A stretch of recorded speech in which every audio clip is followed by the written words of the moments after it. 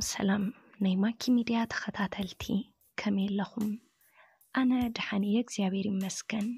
ንስኻትኩም እውን ኣብዘ ዘለኹምዎ ሰላም ክትኾኑ ትምኒተዩ እሞ ነይማኪ ሚድያ ተኸታተልቲ ንሎሚ ሕፅር ዝበለትን ኣዝያ መሳጢትን ኣመና ምኽሪ እተርልያ ዛንታን ናባኹም ሂዘያ ቀሪበለኹ ቅድም ናፍቲ ዛንታ ምባለይ ግን ነዚ ቻናል ላይክ ብምግባር ጀምርዎ ናፍቲ ዛንታ ኸብለኩም ሰናይ ምክትታል ህይወትን ሞትን ዘፈላል ነገር ዘይብለን ሓንትየን ልክዕ ኸምቲ ካብ ሓደ ናይ ወላዲት ማሕፀን ዝወፁ ማንታን ትውለዱ ብኣብዝሓ ኩሉ ነገሮም ዝመሳሰል ህይወትን ሞትን እውን ዘፈላል ነገር ዘይብለን ሓንትየን ከምቲ ዝበልክዎ ክልቲኤን ሞትን ህይወትን ማለት እዩ ካብ ሓደ ልዑል ፈጣሪ ዝተፈጠራ ስለዝኾነ ተመሳሰልትየን ንኽልቲኤን ግን ሕማቕን ጽቡቕን ኢልና ንጽውዐን ከም ዝኸብለን ዝኸኣለውን ህይወትን ሞትን ሓደየን ተመሳሰልትየን ዘብለኒ ቀንዲ ምኽንያት ብሕድሕድ ናብዛ ዓለም ዝተቐላቐለ ህይወት ለቢሱ ዝተወለደ ኩሉ ግዜ ይነውሕ ይሓፅር እምበር ካብ ሰቡ ካብ ዓዱ ኩሉ ነገር ገዲፉ ምሟቱ ኣይተርፍን ስለዚ ዝተወለደ ኩሉ ምሟቱ እንድሕር ዘይተርፍ ህይወት ምስሞት ማዕረየን ኢለ ክድምድም ክኢለ ኣብዚ ኩሉ ነገር ግና ሓደ ነገር ክተርፍ የብሉን እዚ ነገር እዚ ብህይወት እናሃለና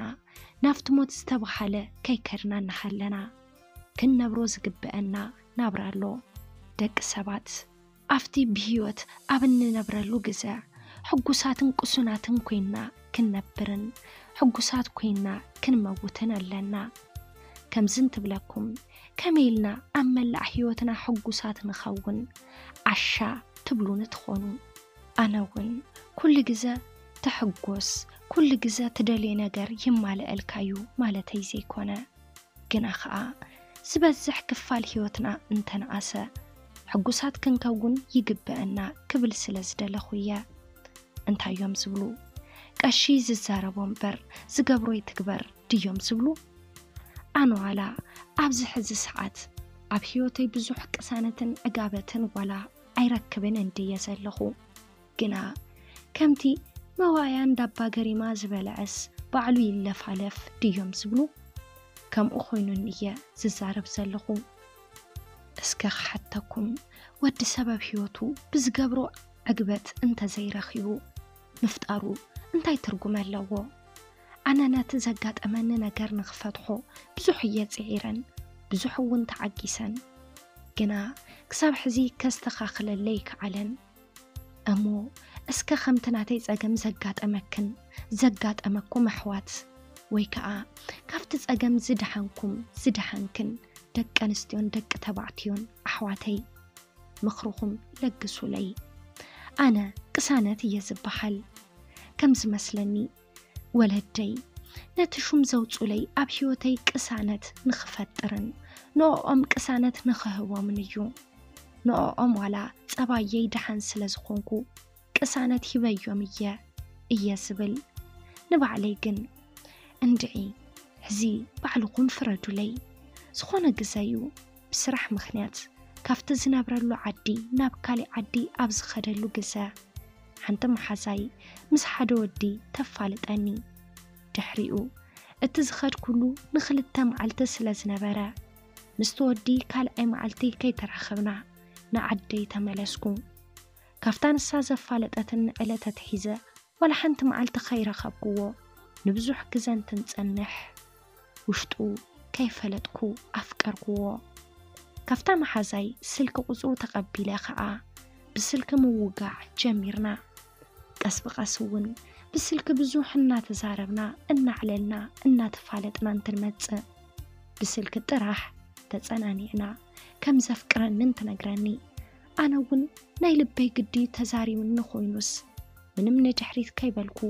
ኣነ እውን ከም ዘፍቅሮ ካብታ ናይ መጀመርታ መዓልቲ ትሒዙ ናብ ልበይ ከም ዝኣተወ ነጊረ ብስልኪ ፍቕሪ ጀመርና ፍቕሪ መጀመርታ ግዜ ክልቴኻ ከይተናበብካ ስቃዩ ዝበዝሕ ክልቴኻ ተናቢብካ ተፋቂርካ ናብ ፍቅራዊ ህይወት እንተ ደኣ ኣቲኻ ግና ካብ ስቃይ ናብ ምቁርነት ደስ ናብ ዝብል ፍቅሪ እናተቀየረ ይመጽእ ህይወት ፍቅሪ ተረሓሒቕና ብስልክ ጥራሕ እውን ንኣስታት 1 ዓመት ጸኒሕና ኣብዚ ናይ 1 ዓመት ግዜ ግን ኣብ መንጎና ጽቡቕ እናተቀራረብና ነንባዕልና እናተሓሳሰብና እናተሓላለና ብፍቅሪ ናሕሊፍናዮም ወላ ሓንቲ መዓልቲ ተጻሪፍና ይንፈልጥን እንትርፊ ፍቅራዊ ቃላት ንባዕለይ ግርም ይስብለኒ ኣብ ፍቅሪ እሞ ከዓ ብስልኪ ኣሻብና 1 ዓመት ከም ዝመልአናዩ እቲ ፍቅርና ግድዩ መቂሩስ እተን ዝሓለፋ ዋርሕ ከም ዓመታት ኮይነን 1 ዓመት እንትንጸንሕ ንሱ ብስራሕ ምኽንያት ናፍቲ ኣነ ዘለኹሉ ዓዲ ኣተወ ብምምጽኡ ክልቴና ካብ መጠን ንላዕሊ ብጣዕሚ ተሓጒስና ፍቅራዊ ርክብና እውን ካብ ብስልኪ ናብ በኣካል ተቀይሩ በዝውን ሓጎስና ወሰን ኣይነበሮን ጸባይ ኩሉ ነገሩ ብጣዕሚ ጽቡቕን ሓላይ ሰብን እዩ ኩሉ ነገሩ ከም ትገሚተዮን ሓሲበዮን ብምጽንሑ ብጣዕሚ ደስ ይልኒ ክልቴና ብማዕረ ስምዒት ስለንፋቀር ህይወት ቅልል እያይላትኒ ኣነ ናብ ገዝኡ እናኸድኩ ቡን ሰቲ ነጻወት በዝውን ፍቅርና ብጣዕሚ መቀረ ግና ከዓ ህይወት ፍጹም መሊኣይት መልእን እንድያ ኣብ መንጎ ግና ሓደ ነገር ተፈጠረ እቲ ጸገም ድማ ብቅድመይ ውላድ ነይርዎ እዚ ነገር ብስልኪ ተዛሪቡ ንፍጹም ኣይፈልጥን ሕዚ ኣነ ፍቂረዮ እየ ወላ እንተፍቀርክዎ ግና ውላድ ምስ ዘለዎ ሓዳር እንተ ደኣ መስሪተ ስድራይ ሕጉሳት ኣይኾኑን እዮም እዚ ነገር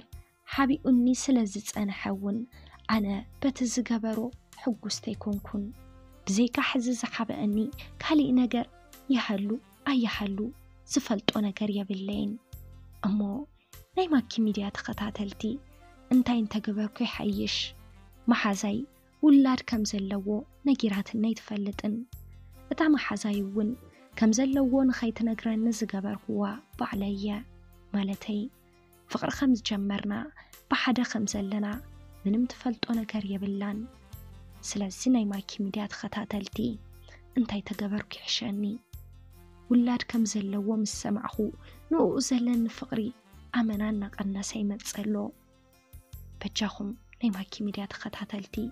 ሓሳብ ርእይቶኹም ኣብ ናይ ኮመንት መጽሐፍ ቦታ ግደፉለይ ከምብዎየ